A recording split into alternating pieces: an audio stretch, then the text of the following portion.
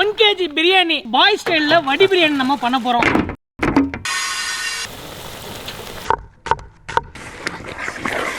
பொலு பொலு பொலுன்னு இருக்குது. சேமியா மாதிரி இருக்கா? Hi guys, welcome to Wellfood by Sampath and Sivakannan. இன்னைக்கு 1 kg பாய் ஸ்டைல்ல வடி பிரியாணி நம்ம பண்ண போறோம். வீட்லயே ஈஸியா எப்படி நீங்க பாசுமதி அரிசியை வச்சு வடி பிரியாணி பண்ணலாம் தான் இந்த வீடியோல ஒண்ணு தெளிவா சொல்ல போறோம். தொடர்ந்து பாருங்க, வாங்க வீடியோக்குள்ள போலாம். 1.5 கிலோ சிக்கனை மஞ்சத்தூள் போட்டு சுத்தமா கழுவி எடுத்துக்கலாம்.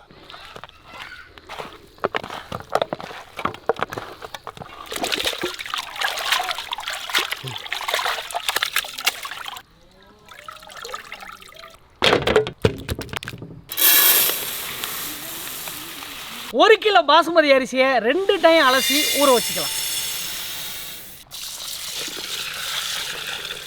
பாசுமதி அரிசியை எப்போவுமே கையை வச்சு இப்படி பிணையக்கூடாது, இப்படி தான் பண்ணணும்.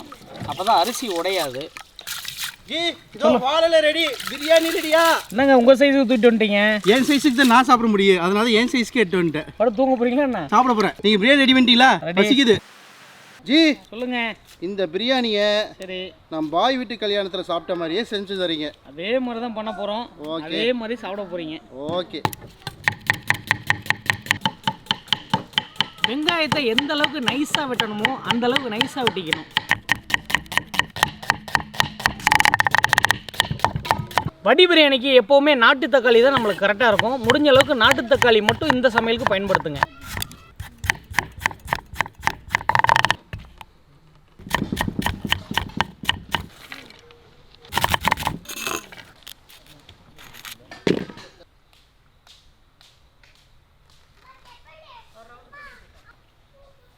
இந்த வடி பிரியாணி பார்த்தீங்கன்னா ஹோட்டலில் நீங்கள் எப்போவுமே சாப்பிடும்போது இந்த வடி பிரியாணி ஸ்டைலில் தான் பிரியாணி செஞ்சு உங்களுக்கு கொடுப்பாங்க.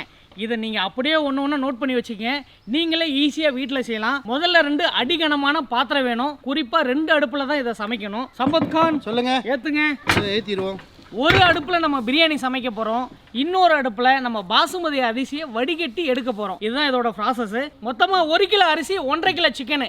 இதுக்கு என்னன்னு பார்த்தீங்கன்னா எப்போவுமே 1க்கு 1 நம்ம சிக்கன் போடுவோம், இல்லைன்னா 1க்கு 1 மட்டன் போடுவோம். இன்னைக்கு 1.5 கிலோ எதுக்கு எடுத்துருக்கோம்னா வடி பிரியாணிக்கு எப்போவுமே மசாலாவோட அந்த கறியோட ஃப்ளேவர் நம்மளுக்கு நிறைய வேணும். அடுப்பு பற்ற வச்சுருவோம். சம்பத் கான் ஒரு பாத்திரத்தில் 4 லிட்டர் தண்ணி ஊற்றிக்கலாம்.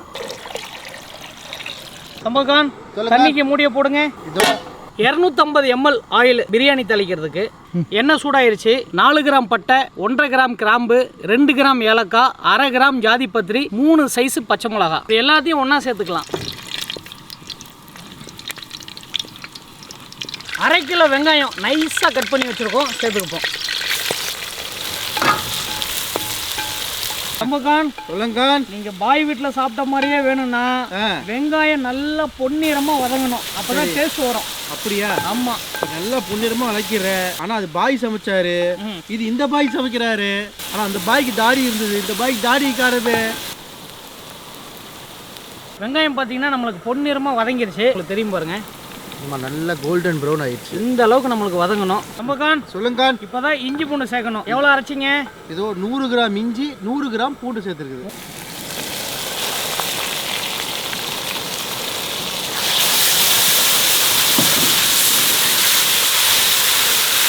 நார்மலாக நம்ம செட்டிநாடு பிரியாணி சமைக்கும் போது இஞ்சி பூண்டு நல்லா வதக்க விடணும். இந்த வடி பிரியாணிக்கு வந்து ரொம்ப வதக்க தேவையில்ல. இப்போ உடனே நம்ம தக்காளி சேர்த்துடலாம். 350 கிராம் தக்காளி, நாட்டு தக்காளி.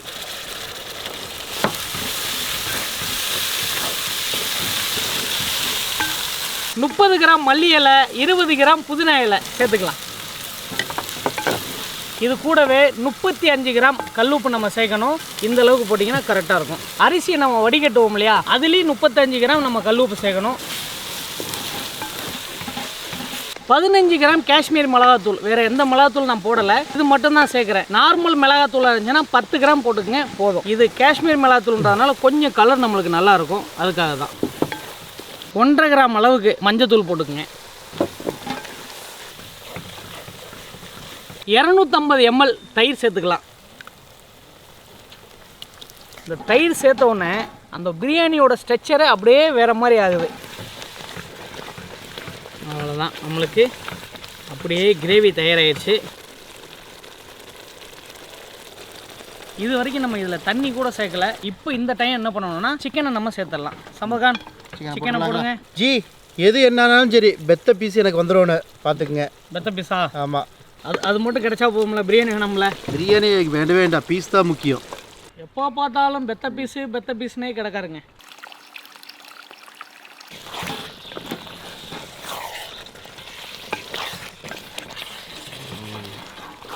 சிக்கன் வந்து அப்படியே வேகட்டும். பீஸ் அப்படியே பிரியாணியில் தலான்னு கொதிக்குது பாருங்கள், பார்க்கும்போதே வச்சுதே. நம்ம நார்மலாக பிரியாணி தம் போடும்போது 1 கிலோ அரிசிக்கு 1.5 லிட்டர் தண்ணி ஊற்றி போடுவோம். வடி பிரியாணிக்கு நம்ம 3/4 லிட்டர் தண்ணி ஊற்றினா போதும். நம்ம ரைஸ் வடித்து போடுறதுனால இதுவே போதுமான அளவு 3/4 லிட்டர் தண்ணி ஊற்றிடலாம்.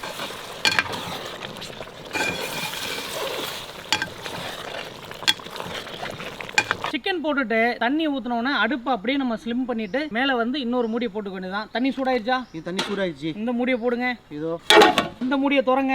இதோ இப்போ ஊற வச்ச பாசுமதி அரிசி இதில் போட்டுடலாம். அது கூடவே ஃப்ளேவருக்காக ஒரு பட்டையை இந்த மாதிரி சின்னதாக வெட்டி போட்டுடலாம்.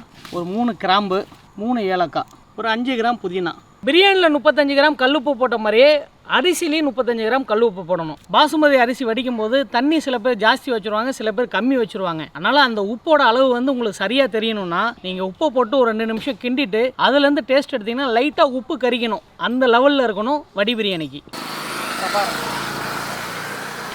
சம்பகான் சொல்லுங்கான், லைட்டாக உப்பு கறிக்கிற மாதிரி இருக்கான்னு டேஸ்ட் பார்க்குறீங்களா?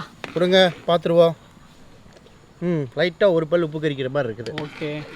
அரிசி உதிரி எப்படி சூப்பராக இருக்குது பாருங்க, தனித்தனியாக. இந்த அரிசி என்னென்னு பார்த்தீங்கன்னா ரொம்ப நேரம் வேகணும்னு தேவையில்லை. நம்ம அரிசியை போட்டு ஒரு 7 நிமிஷத்துலேருந்து 8 நிமிஷம் விட்டால் போதும், உடனே வெந்துடும். அரிசி பார்த்தீங்கன்னா எடுத்துட்டு இப்படி லைட்டாக அமுக்குனா அப்படியே உடையணும். இந்த அளவுக்கு உடஞ்சிருச்சுன்னா நம்மளுக்கு பதம் வந்துருச்சுன்னு அர்த்தம். மொத்தமாகவே பார்த்தீங்கன்னா ஒரு 60% இதில் வெந்தால் போதும் பாசுமதி அரிசி. மிச்சம் 40% நம்ம தம் பொடையில் வெந்துடும். நமக்கு வடிச்சிடலாமா? வடிச்சிடலாம், வடி ரெடி. ரைஸ் நம்ம உடைச்சிட்டோம். இந்த டைம் என்னென்னு பார்க்கணும்னா புளிப்பு இதில் சரியாக இருக்கான்னு பார்க்கணும். நம்ம நாட்டு தக்காளி சேர்க்கறதுனால சில டைம் புளிப்பு ஜாஸ்தி இருக்கும், இல்லைனா புளிப்பு இருக்காது. புளிப்பு கம்மியாக இருந்துச்சுன்னா எலுமிச்சை பழம் பிழிஞ்சிக்கலாம், கரெக்டாக இருந்துச்சுன்னா விட்டுடலாம். சம்பகான் டேஸ்ட் பாருங்கள். கொடுங்க. புளிப்பு கொஞ்சம் கம்மியாக இருக்குது. ஒரு அரை எலுமிச்சை பழம் போட்டுடலாமா? தாராளமாக போடுங்க. அரை எலுமிச்சை பழம் அப்படியே பிழிஞ்சு விட்டுக்கலாம். சம்பகான் சொன்னால் கரெக்டாக தான் இருக்கும். ஆமாம். சிக்கன் நம்மளுக்கு அரை வேக்காடு வந்துருச்சு. இந்த வடித்து வச்ச அரிசியை ரொம்ப லேட் பண்ணாமல் உடனே நம்ம சேர்க்கணும். நம்ம வடி பிரியாணி வடிக்கும் போது மிச்சம் இருந்த தண்ணி, அந்த தண்ணியை தான் நம்ம இதுக்கு சேர்க்கணும். அப்படியே தண்ணி ஊற்றுங்க. லைட்டாக இந்த ரைஸை மட்டும் கிண்டி விடணும். இப்போ அந்த ரைஸும் தண்ணியும் ஒரே பட்டத்துக்கு வரும், அந்த அளவுக்கு நம்ம எடுத்துக்கணும். பார்த்தீங்கன்னா உங்களுக்கே தெரியும். இதுக்கு மேலே நம்ம தண்ணி ஊற்றக்கூடாது. சம்பகான் மூடி எடுத்துக்கங்க, தம் போட்டுடலாம். ரைட். இதுக்கு மேலே ஒரு வெயிட் வைக்கணும். நம்ம ஆல்ரெடி ஒரு சட்டி வச்சுருந்தோம்ல, அந்த சட்டியை தூக்கி மேலே ஏற்றுங்க. இது என்னாச்சுன்னு கேட்டிங்கன்னா வீட்டில் ஒரு வெயிட்டான பாத்திரம் இல்லைனா வெயிட்டான கல் ஏதாச்சும் ஒன்று மேலே வச்சுருங்க. இன்னும் கொஞ்சம் நேரத்தில் இந்த சைட்லேருந்து ஒரு ஆவி வரும். இந்த ஆவி வந்தோடனே அடுப்பு அப்படியே நம்ம ஸ்லோ பண்ணி வச்சுக்கணும். மேலே வெயிட் வச்சாச்சு. அடுப்பை வந்து அப்படியே நல்லா ஸ்லிம் பண்ணிக்கணும். பொறுமையாக விளக்கு எரியிற மாதிரி எரியணும். கரெக்டாக ஒரு 15 நிமிஷம் நம்மளுக்கு இதே மாதிரி எரியணும். 15 நிமிஷம் கழிச்சு அடுப்பை ஆஃப் பண்ணிவிட்டு மறுபடியும் 10 நிமிஷம் அது தம்முலியே இருக்கணும். அதுக்கப்புறம் நம்மளுக்கு பிரியாணி சூப்பராக தயாராகிடும். பிரியாணி ரெடியா? பாய் விட்டு பிரியாணி ரெடியா? ரெடி ஆயிடுச்சு சம்பல்கான். நானும் ரெடி ஆகிட்டேன் இருக்கு. நானும் சாப்பிட ரெடி ஆகிட்டேன், அதனால பெரிய தட்டு எடுத்து வந்துட்டேன். கரெக்டாக நம்மளுக்கு வந்து 25 நிமிஷம் ஆச்சு. 15 நிமிஷம் நம்ம தம்மில் வச்சுருந்தோம். அதுக்கப்புறம் அடுப்பு ஆஃப் பண்ணிவிட்டு 10 நிமிஷம் அப்படி விட்டுட்டோம். அடடா, அரிசி என்னமா பூ மாதிரி மலர்ந்துருக்குது. கரெக்டாக இருக்கு பாருங்க அந்த சட்டி. கரெக்டாக அந்த சட்டியோட லெவலுக்கு அப்படியே இருக்குது. பிரியாணி பார்த்தீங்கன்னா அவ்வளோதான். வாசனையே அருமையாக இருக்குது. எப்படி இருக்கு பாருங்க, பொழுன்னு இருக்குது. சேமியா மாதிரி இருக்கா? பிரியாணி பார்த்தீங்களா அப்படியே புழுன்னு இருக்கு. சேமியா மாதிரியே இருக்குது. அதே தான்.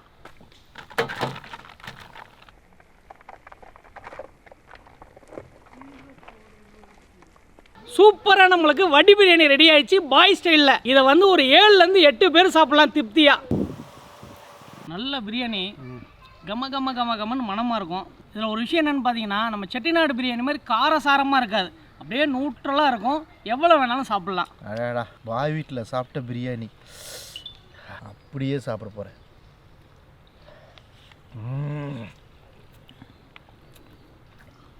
அடாடா அதே டேஸ்ட்டு அதே ஃப்ளேவர். ஆஹா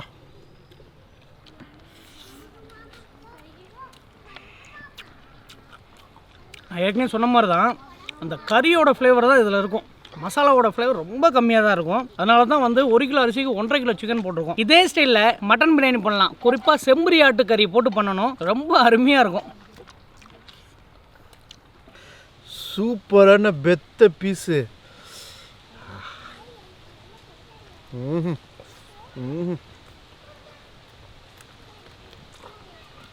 ஒத்த பீஸாக ஒரே முட்டை சாப்பிடுவோம்.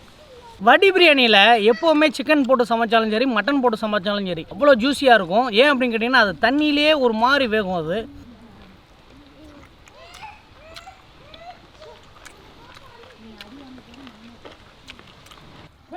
தம்பிக்கு வந்து அடுத்த மாதம் கல்யாணமாமா, அதனால் பிரியாணி போட்டு கொஞ்சம் டெவலப் பண்ணிகிட்டு இருக்கோம். இந்த 100 பீஸ் சாப்பிடு தம்பி.